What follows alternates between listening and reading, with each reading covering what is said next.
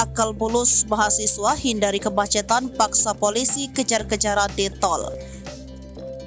Pengendara Honda Freed dikejar polisi di KM 40 Jalan Tol Tangerang Barat, Selasa 25 April 2023. Pengendara tersebut memasang plat nomor dinas polisi yang belakangnya diketahui palsu. Tak hanya itu, di jalur menuju Jakarta, pengendara itu juga memasang sirene dan rotator. Itu sebabnya polisi mengejar karena curiga akan plat nomor polisi yang dipasangnya. Cukup sulit menangkap pengemudi pria tersebut sehingga polisi terpaksa melakukan pengejaran.